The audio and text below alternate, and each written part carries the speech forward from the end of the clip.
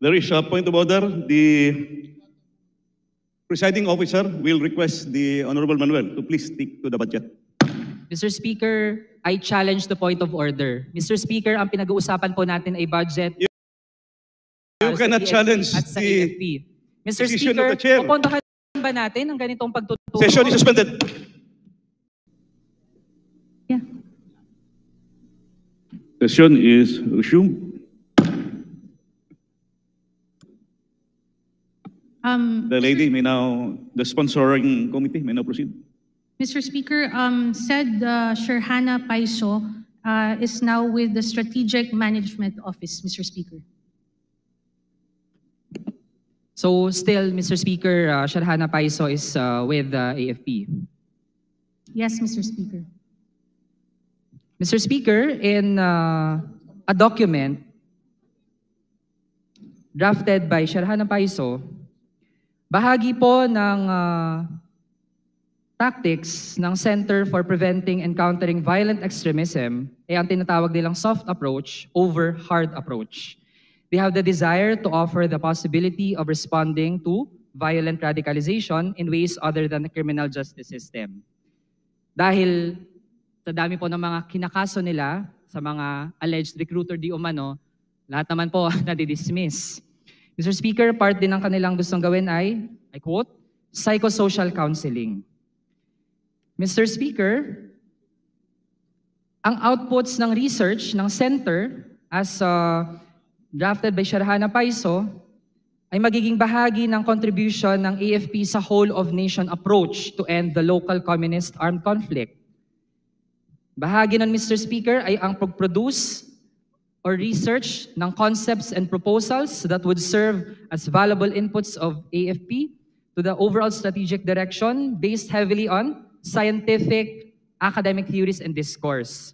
Mr. Speaker, in the upcoming moments, papakita po natin na walang kahit anong scientific sa mga gagawin ng AFP to prevent the violent extremism as they claim. Ito, Mr. Speaker, bahagi ng kanilang gagawin to prevent violent extremism among the youth is to produce a syllabus for CHED and DepEd to counter what they call NPA subjects. NPA subjects, based on their document, include Philippine history, national situation, world situation. Mr. Speaker, would our sponsor agree that Philippine history, national situation, and world situation are NPA subjects? Mr. Speaker, these are being used by the NPA, Mr. Speaker. Mr. Speaker, ibig sabihin ba ang pag-aaral ng kasaysayan, ng kalagayan ng bansa at ng mundo ay para mag-recruit ng mga rebelde? Paano ang mga kabataan na gusto nating turuan ng kasaysayan? Paano yung mga kabataang gusto lamang malaman ano ang nangyayari sa bayan natin? To address corruption, to address inflation, to address poverty. Para po ba yan sa recruitment ng mga rebelde? Mr. Speaker, the youth of today are very vulnerable.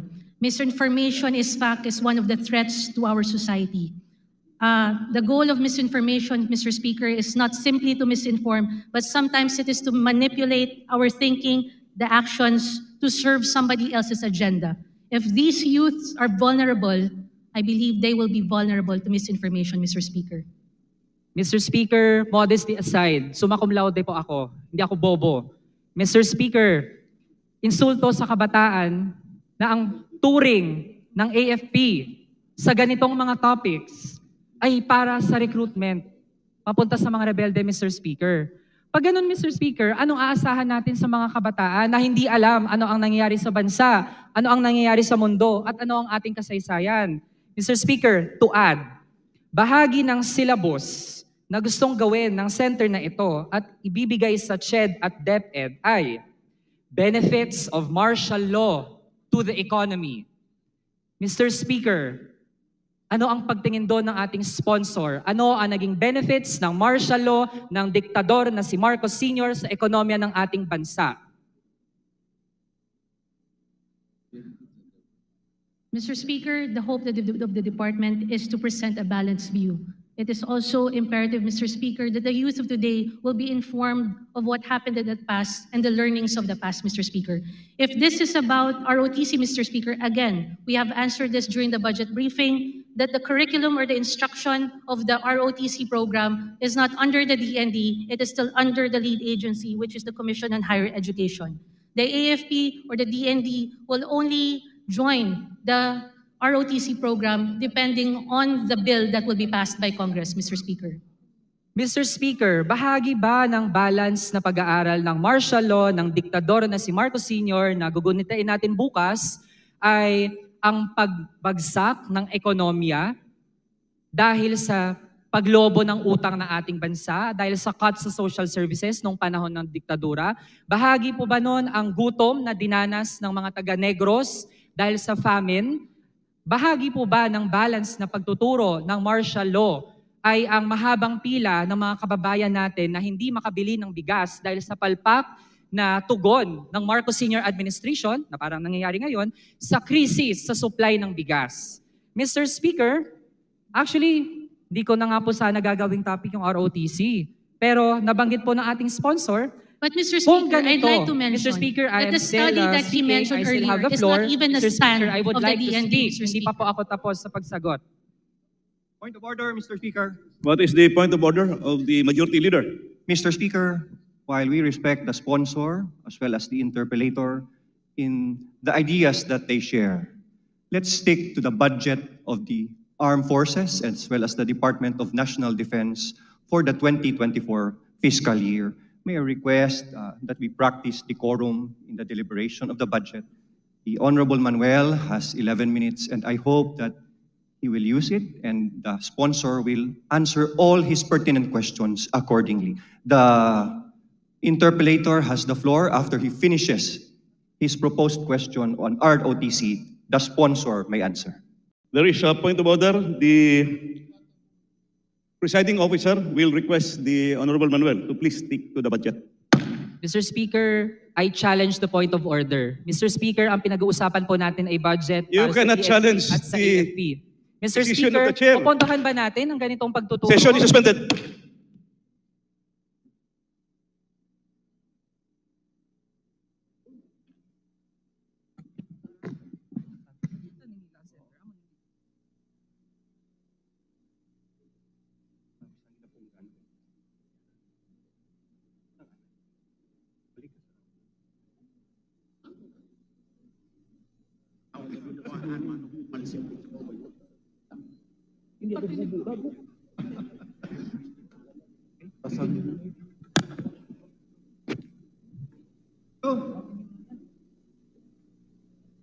Okay, okay.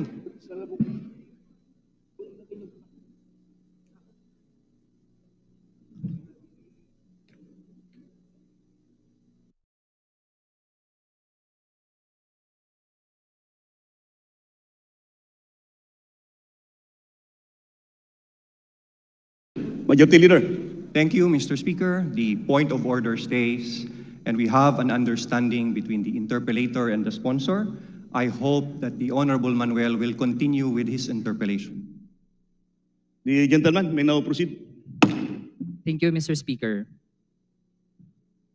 We are raising this topic, Mr. Speaker, dahil nga kung matuloy ang mandatory ROTC at ganito ang framework ng AFP na hindi pa established, na bahagi sila ng pagtuturo sa ating mga estudyante, paano na po kapag bahagi na sila ng curriculum and instruction kapag nangyari na ang mandatory ROTC?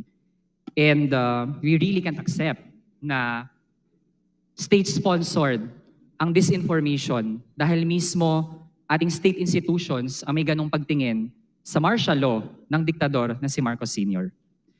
Mr. Speaker, to proceed to another topic, but still related to how the AFP treats our young people. Mr. Speaker, based on the same document that outlines the plans of the Center for Preventing and Countering Violent Extremism, tingin po nila, Mr. Speaker, ay meron lamang Stockholm Syndrome. Ito po, nasa document po natin, Mr. Speaker.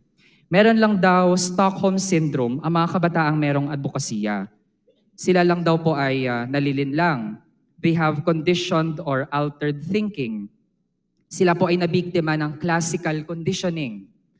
Mr. Speaker, dahil daw sa hindi pa develop ang kanilang critical thinking skills.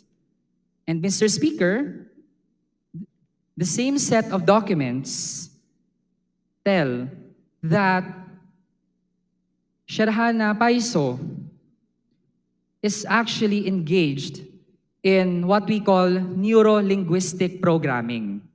Mr. Speaker, nabanggit po sa same document that neuro-linguistic programming wants to encourage people to change a person's state of mind through words and questions.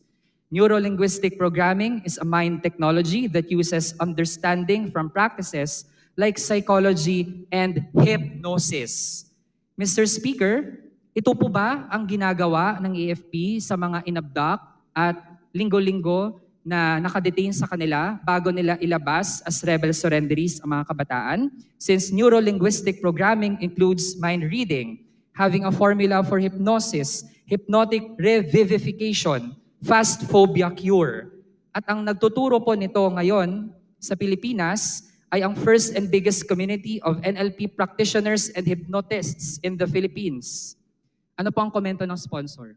Mr. Speaker, said study is merely a study, Mr. Speaker. It is not the policy of the department nor the policy of the armed forces of the Philippines. Mr. Speaker, based sa background ni Sharhana Paiso,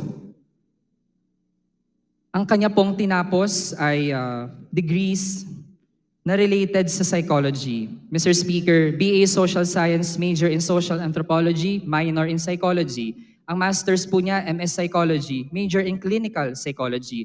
Mr. Speaker, dito po ba ina-apply ni Sharhana Paiso at ng AFP ang paggamit ng psychology pagdating sa approach nila sa mga rebel surrenderies? Yung i-abduct po sila, tapos itatago ng matagal, papapirmahin ng mga affidavit na gawa-gawa, tapos isa-subject sa kung ano-anong psychological tactics, i-hypnotize bago ilabas as rebel surrenderies. As stated earlier, Mr. Speaker, it is merely a study. It is not the policy of the department nor the AFP, and there is no abduction, Mr. Speaker. Mr. Speaker, the AFP, in its psychological war tactics, it applies the lens of psychology sa paano daw nila i-handle ang mga ina-abduct nila o hawak nila ng mga kabataan. Pati na rin dun sa mga tingin nila ay vulnerable. Kasi nga, tingin naman nila ang kabataan, walang kakaya mag-isip. Tingin nila vulnerable ang kabataan. Ginagamitan po ng psychology. Mr. Speaker, tingin natin, contrary sa claim ng Center for Preventing and Countering Violent Extremism na scientific po and academic ang kanilang approach, Mr. Speaker, there is nothing scientific about this. Mr. Speaker, ito po ay pag-bastardize ng social sciences. Mr. Speaker, ito ay, in effect, pagwawaldas sa pera na nilalaan sa ating mga institusyon na instead na protektahan po, batay sa kanilang mandato, protektahan ang mamamayan at kasama doon protektahan ang mga kabataan, galangin ang karapatan ng lahat. Pero ang nangyayari po kung sino yung mga gusto lamang na igiit ang kanilang karapatan, sa sahod man yan, sa mas maayos na pamumuhay, sila po ay tinuturing ng mga rebelde at sila po ay isa-subject sa ganitong mga tipo ng taktika, which includes abducting them, subjecting them to psychological torture, hypnotizing them before presenting them in such kind of situations, kagaya ng press conference na nangyari kahapon.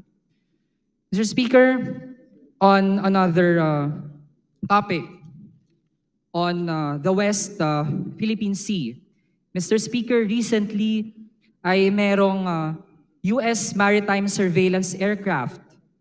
Bahagi po ito ng US Navy na nasa West Philippine Sea.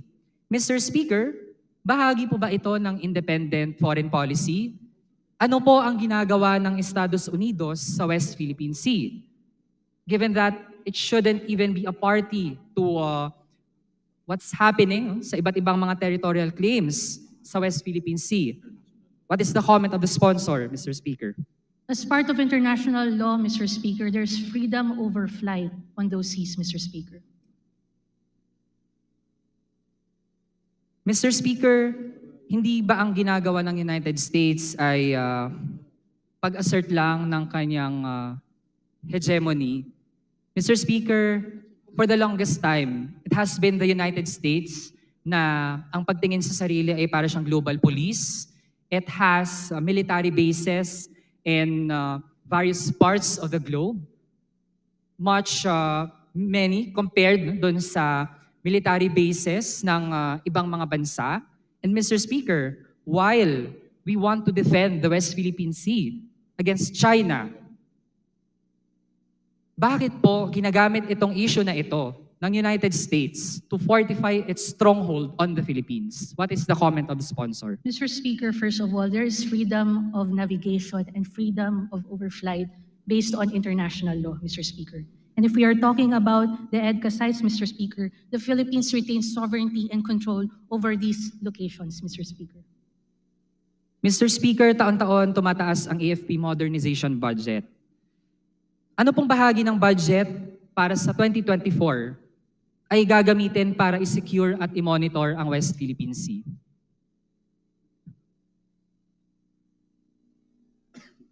A few minutes suspension, Mr. Speaker. Session is suspended.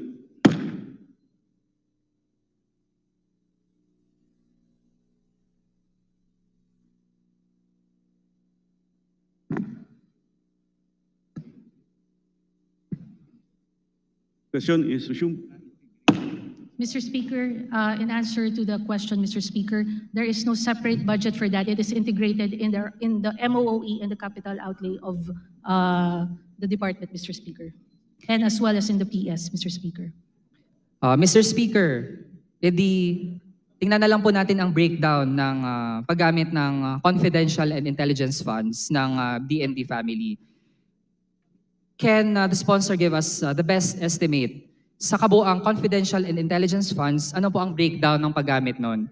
Gaano kalaki yung ginagamit sa insurgency? Gaano karaming ginagamit sa territorial defense for the West Philippine Sea and other purposes? Mr. Speaker, that The is chair would task- like to remind the gentleman from Kabataan that you have less than 2 minutes left to start winding up. Sponsoring Vice Chair may now proceed. Mr. Speaker, those are classified information, Mr. Speaker. So Mr. Speaker, hindi natin din masasabi halimbawa half sa insurgency, half sa West Philippine Sea, or kalakhan sa West Philippine Sea. Can't we get even such a general comment from our sponsor? Mr. Speaker, those are classified information because if we state it here, Mr. Speaker, the enemies of the state will know. Mr. Speaker, actually, ang question ko po would give the defense sector a chance to really show kung ano ang priorities. Kasi Mr. Speaker, if kalakhan nun ay ginagamit para sa territorial defense against those who encroach on our territory sa West Philippine Sea, then actually, hindi ito magiging debatable na topic. Pero if hindi pala din tayo makukumbinsi na ang prioritization ng paggamit ng confidential and intelligence funds ay para dun sa territorial defense, then questions will linger. And nandyan ang posibilidad na kahit sinasabing patapos na ang armed conflict sa ating bansa, still malaki ang gagastusin natin sa 2024 national budget para sa counterinsurgency.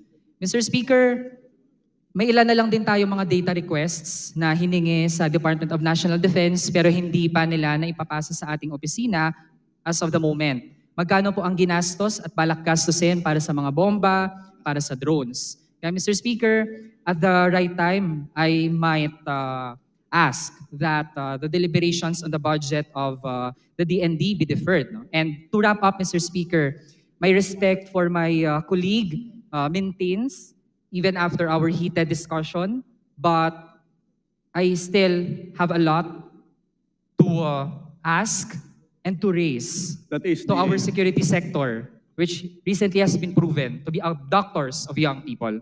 Thank you, Mr. Speaker, I Speaker. commit to bring the information to the gentleman as long as those information are not classified as confidential, Mr. Speaker. Majority Leader. Mr. Speaker, next to interpellate the sponsor, I move that we recognize Representative Arlene Brosas of the Gabriela Party List. The lady from Gabriela Party List, the Representative Arlene Brosas, is recognized for her interpellation. Thank you, Mr. Speaker. Maraming salamat, Mr. Speaker. Mr. Speaker, will the sponsor yield to some questions, Mr. Speaker? Yes, Mr. Speaker. Thank you. Mr. Speaker, hinggil po ito sa paglobo ng budget ng DND. Mr. Speaker, sa mga national government agencies, ang Department of National Defense ang isa sa may signifikanteng paglaki ng pondo para sa susunod na taon. Halos 30 billion ang madadagdag sa DND budget para